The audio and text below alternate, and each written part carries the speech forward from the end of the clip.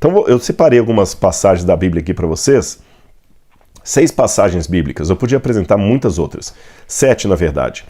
Mateus capítulo 11, Marcos capítulo 11, versículo 24, Jesus falou assim: portanto eu digo, tudo o que vocês pedirem em oração, creiam que já o receberam, e assim sucederá. Olha que interessante essa frase de Cristo. Vou repetir. Jesus falando, tudo o que vocês pedirem em oração, creiam que já o receberam, e assim sucederá. Ou seja, não adianta só orar sem crer que já recebi. Eu tenho que orar, crer que já recebi, e aí vai suceder. Número 2, Mateus capítulo 7, versículos 7 e 8. Peçam e lhes será dado, busquem e encontrarão, batam e a porta lhes será aberta. Pois todo o que pede recebe, e o que busca encontra, e aqueles que batem, a porta será aberta. Ou seja, você tem toda a disposição mental de ir atrás. Deus não está tratando conosco apenas como fantoche, tem uma parte minha nesse processo também. Número 3, Provérbios capítulo 4, versículos 23 a 26. Tenha cuidado com o que você pensa, pois a sua vida é dirigida pelos seus pensamentos. Está na Bíblia aqui, ó. Nunca fale mentiras, nem diga palavras perversas. Olhe firme para a frente com toda confiança.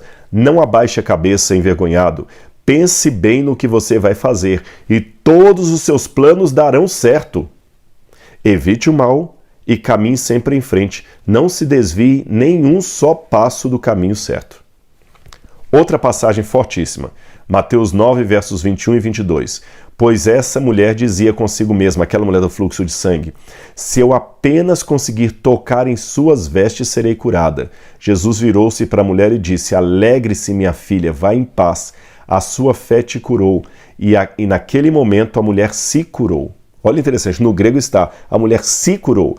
Então nós vemos que, se por um lado é Deus que cura, por outro lado tem a mente da pessoa que permite a cura.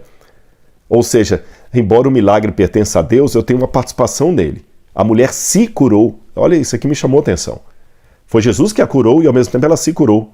Percebeu? Parece até um paradoxo. Número 5. Romanos capítulo 12, versículo 12. É aquilo que eu falei com vocês, né? E não sejam conformados com esse mundo, mas sejam transformados pela renovação do seu entendimento. No grego está da sua mente, do seu pensamento, para que experimentem qual seja a boa, agradável e santa vontade de Deus para vocês.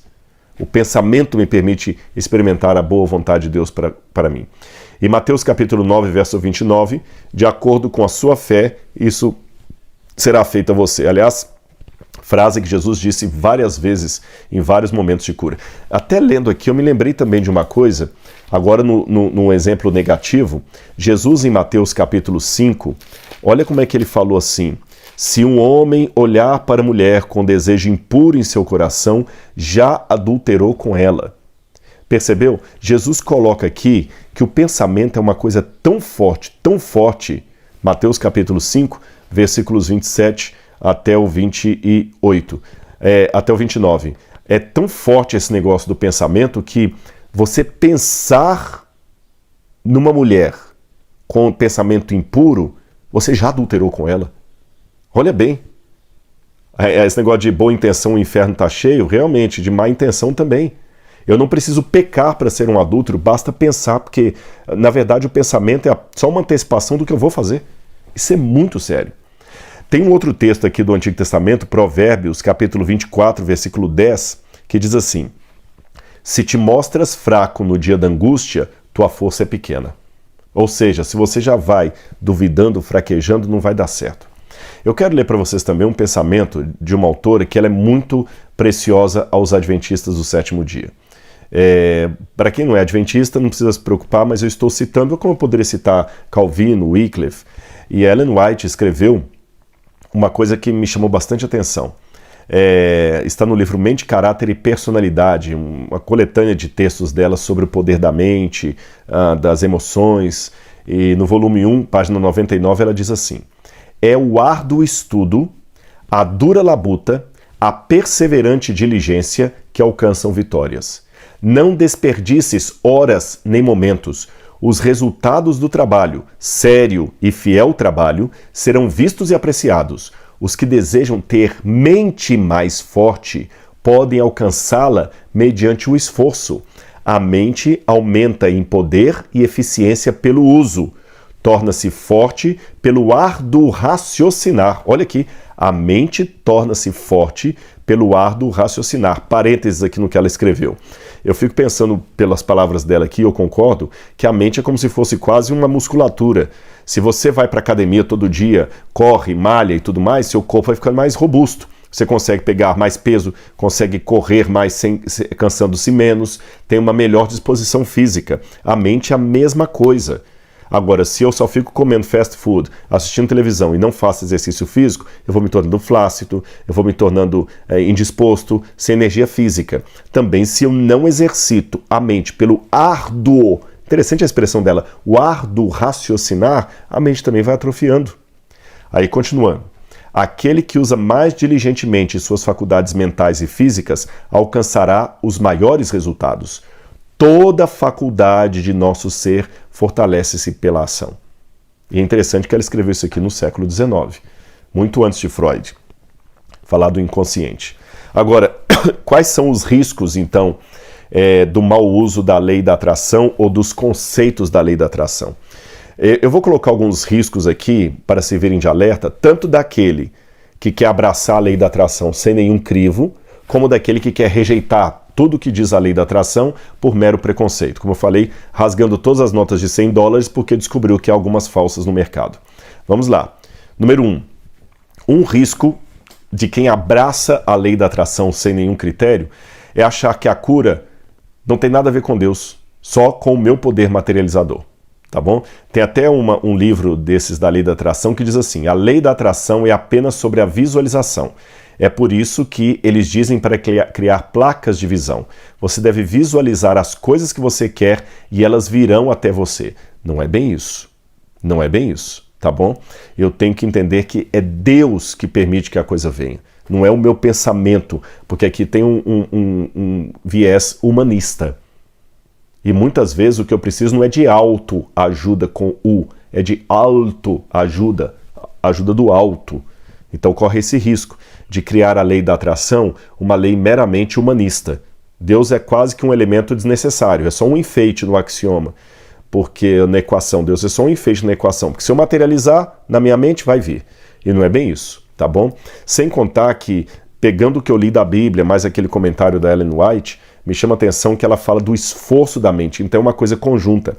É a mente pensando e o corpo agindo. O corpo agindo e fortalecendo a mente. Não é só a mente aqui, sabe, o om de harmonização e vai dar tudo certinho. Não é bem por aí. Então cuidado com isso aí. Uma outra coisa também que é importante lembrar disso aqui, tem mais um detalhe importante. A visualização, ainda que você possa imaginar seus filhos, não vejo nenhum problema nisso, imaginar o seu carro, a casa própria, você tem que tomar cuidado que esta visualização é uma ferramenta para você treinar o seu cérebro, mas não é a visualização que cria, tá bom? Muito menos você, através da vibração. É um conjunto, é você se permitindo receber a bênção de Deus. Número 2. Um outro risco que tem, agora para aqueles que querem rejeitar por completo a lei da atração, porque não querem nenhuma mexida com ela, querem negar tudo que ela diz ou achar que é tudo do diabo, existe o risco também do extremo oposto. Achar que tudo compete a Deus e a você apenas aceitar. Então, se no primeiro elemento existe o risco humanista de achar que eu sou o dono do meu destino, eu que projeto tudo, no segundo tópico aqui, existe o risco do teísmo excessivo, onde parece que eu sou só uma marionete. É Deus que faz tudo. O meu trabalho é só ficar parado, crendo. Não é bem por aí não. Você tem que trabalhar as suas crenças, você tem que trabalhar a sua programação mental. Ora, gente, Jesus curou o paralítico, mas não carregou a cama dele. Jesus curou o cego, Bartimeu, mas não arrumou emprego para ele no dia seguinte. Jesus curou aquele outro paralítico que desceu do telhado, mas não tirou nenhuma telha de lá, nenhuma pedra que estava no telhado para que eles descessem o paralítico. Então lembre, tem um detalhe da cura que compete a você. Jesus curou a mulher com fluxo de sangue, mas ela teve que vir até ele e tocar na orla dele. Então existe uma parte que compete a você, especialmente trabalhar a sua programação mental, que muitas vezes é doentia. E eu vejo muitos crentes com crenças limitantes. Parece que ser rico é pecado, ter sucesso é pecado, qualquer coisa material é pecado. Isso foi uma herança maldita que tivemos da Idade Média, onde parece que assim, quanto mais pobre, mais miserável, mais perto de Deus você está. Isto não é verdade. A teologia da prosperidade, a teologia da libertação, deu ênfase nisso aí. Deus gosta do pobre. O dia que eu ficar rico, eu vou perder minha espiritualidade. O dia que eu tiver mais condição, o dia que eu for culto, eu já vi muitas pessoas criticando que o maior pecado que eu podia cometer é ter feito um doutorado. Muita gente fala, não, as coisas espirituais se discernem espiritualmente. Não preciso, esses doutores em teologia, quer dizer, eu ofendi a Deus quando eu busquei um doutorado. Eu ofendi a Deus quando eu troquei de carro. Cuidado com essas crenças limitantes, porque elas não pertencem a Deus, vêm do maligno. Número 3. Você tem que tomar cuidado também, porque às vezes você pode mentalizar tanto coisas materiais, que você pode tirar o foco do espiritual. Ou você pode não priorizar mais a missão de Deus para você, que é pregar o evangelho. Então você tem sim que projetar o seu ganho de capital, melhorar de vida, etc., sair da mesmice, formar, mas não a ponto de criar essas coisas o todo da sua vida.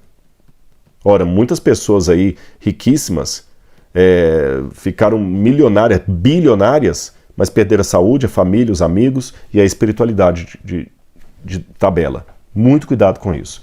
É aquela questão, é o cachorro que bate a cauda ou a cauda que bate o cachorro? Tá bom? Então cuidado. Número 4. Cuidado para você também em rejeitar por completo as coisas da lei da atração, você acaba se tornando cético sobre coisas que têm muito poder. Vou dar exemplo para você. Xingamento atrai coisas ruins. Sim, senhor. Não é superstição, não. Esse negócio, cada vez, quer que eu fale em linguagem bíblica? Eu vou falar para você. Cada vez que você diz em sua casa assim, glória a Deus por esse dia, meu filho, você é abençoado, minha filha, você é abençoada, minha esposa, você é abençoada, essa casa é abençoada, você está atraindo o poder de Deus. Quando você fala assim, que desgraça, ou comida ruim, ou casa horrorosa, ou menino excomungado, ou menino ruim, você não vale nada, você está pedindo Satanás para colocar a mão dele sobre a sua vida. Então as palavras têm poder sim. E para quem gosta da questão mais acadêmica, em que pese o fato de eu ter falado que não há comprovação científica da lei da atração, eu não disse com isso que ela é mentirosa. Lembra que eu falei que há coisas que fogem à observação experimental laboratorial. É isso que eu falei. Mas quer um exemplo? O próprio Sigmund Freud, o pai da psicanálise, ele já dizia que o inconsciente busca padrões de comportamento. Eu vou dar um exemplo simples e você vai entender. Compra um carro, por exemplo, uma Toyota 2020. Você vai perceber que quando você comprar uma Toyota 2020, parece que a metade da cidade comprou uma Toyota igual a sua. Você começa a ver que a Toyota em todo lugar. Já aconteceu isso quando você comprou um carro novo? Ou mesmo usado, mas comprou um carro? Você percebeu como é que você vê aquele carro toda hora na rua? Mulheres que estão me assistindo, você já percebeu quando você ficou grávida, o tanto de grávida que você via? Parece que a metade do planeta resolveu ficar grávida na mesma época que você. Na verdade, o número de grávidas não aumentaram quando você engravidou, o número de compradores da Toyota não aumentou justamente quando você comprou o seu Toyota. O que aconteceu é o seguinte, esses donos de Toyota e essas grávidas sempre estiveram aí. Mas uma vez que você agora está grávida ou que você tem uma Toyota, você agora, o seu inconsciente começa a buscar os pares e ele começa a perceber coisas que antes ele não percebia. Isso é uma espécie de lei da atração. E na percepção daquilo que você não percebia antes, se você tem um pensamento por demais pessimista, você começa a perceber o pessimismo. E aí você está, de certa forma, atraindo. Se você é uma pessoa amarga, você começa a atrair pessoas amargas para perto de você, porque você vai percebê-las. E ao percebê-las, vai dar atenção para elas. E não vai perceber as bênçãos de Deus, porque você é amargo demais. Tem um monte de bênção acontecendo ao seu redor e você simplesmente não vê. Não vê por quê? Porque você está focado apenas no pessimismo. Não vai dar certo, eu não vou conseguir. Não consegue mesmo. Então as bênçãos de Deus estão aí como flores para serem colhidas. E a disposição mental que eu tenho para percebê-las ou não é que vai ser a diferencial do tipo de colheita que eu estou fazendo para a minha vida. Então até faça um exercício próprio De cada 10 pessoas que se relacionam com você, quantas são gente boa e quantas não são? Cuidado, porque se você tem uma maior parte de pessoas ruins, tóxicas, que vêm se relacionar com você, o problema está com você. Eu me lembro uma vez de um programa de TV que tinha uma psicóloga falando, e várias mulheres estavam falando ali, e o título do programa é Tem o Dedo Podre, onde cada uma das participantes contava a história delas, como é que conheceram um cara, e o cara foi depois lá e traiu, ou roubou o que ela tinha, tomou o apartamento dela, ou gastou dinheiro no cartão de crédito e deixou a conta para ela, era um amante virtual, o cara já era casado, todas tinham uma história sinistra, e elas falavam, eu tenho dedo podre, todo cara que eu consigo é assim. Aí a psicóloga ouvindo, depois no final a psicóloga falou o seguinte, eu percebi um ponto em comum entre vocês, 2 pontos em comum. Primeiro, todos vocês dizem que querem ter um bom homem, que a única coisa que vocês querem é um bom marido, trabalhador, honesto, que cuide da casa, e elas fazendo assim, exatamente. E observei que todas vocês não conseguiram, todos que parecem é o oposto do que vocês querem. Por quê? Vocês já notaram que todos vocês estão procurando um bom marido em balada, em noitada, em porta de boteco, domingo de madrugada? Um homem trabalhador como vocês querem não vai estar ali de madrugada, ele vai estar dormindo porque ele tem que acordar cedo para trabalhar. Então vocês têm um discurso que é diferente da ação. No discurso vocês falam uma coisa, mas no pensamento vocês estão procurando um marido onde não está. Vocês estão sabotando inconscientemente a felicidade que vocês no discurso dizem querer. Percebeu como um pensamento lá no consciente amadurecido pode me fazer ir para o norte quando eu quero ir para o sul? Número 5. Corre-se o risco também daqueles que desprezam alguns princípios da lei da atração, achar que tudo se resolve com oração, leitura da Bíblia, jejum e tudo mais. Não é bem por aí não. Se fosse assim, vamos fechar os hospitais. Está com câncer? Vamos orar, jejuar e ler a Bíblia. Quebrou a perna? Não vá para o pronto-socorro. Vamos orar, jejuar e ler a Bíblia. Não é bem assim, irmãos. Há doenças sérias que precisam da intervenção de um terapeuta, de um psicólogo sério, de um psiquiatra. Isso não é falta de fé. Você tem que procurar terapia até para conhecer as amarras que você tem que vem desde a infância, as crenças limitantes, como eu falei. Número 6. Cuidado também para você não ser egoísta demais. A lei da atração também pode ser, então vou mentalizar o meu carro, a minha casa, a minha graduação, o meu cachorro, tudo aqui. Tá, e onde é que está o meu semelhante nesse sentido? Onde é que está o pobre? Onde é que está a pessoa que eu tenho que ajudar? Eu não posso agora tornar a lei da atração uma lei da egotripilatria. Eu viajo sempre no meu egoísmo. Cuidado também com o altruísmo excessivo. Tem muitas mães e pais que só pensam no bem dos filhos. No bem dos filhos, onde é que eles estão nessa história?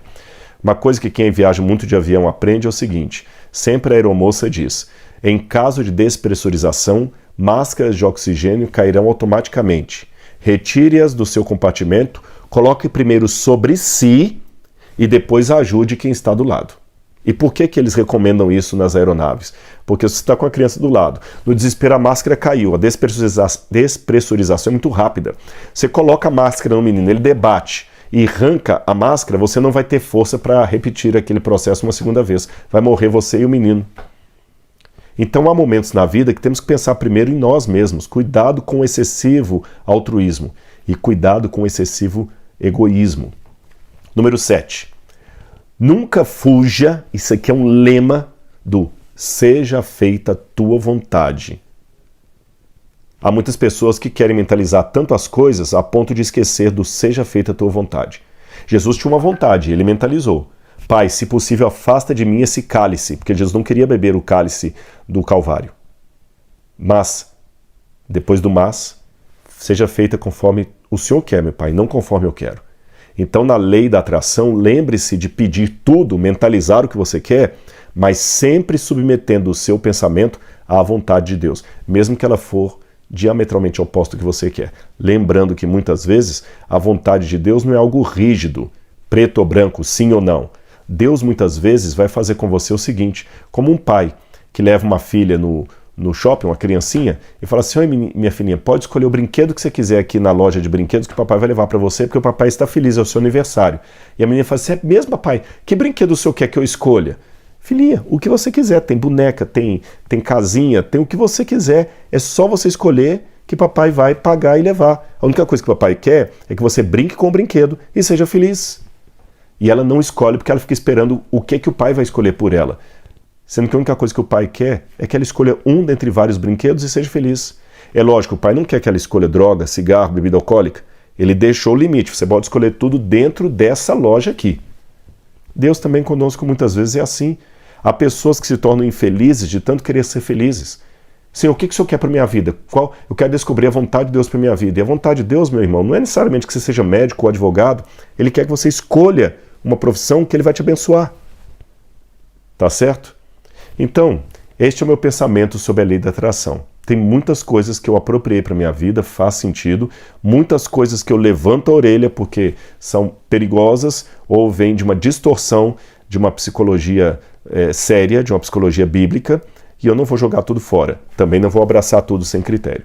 Eu espero que este resumo aqui tenha dado um bom feedback para você poder entender esse assunto que está tão em voga hoje aí sobre a lei da atração.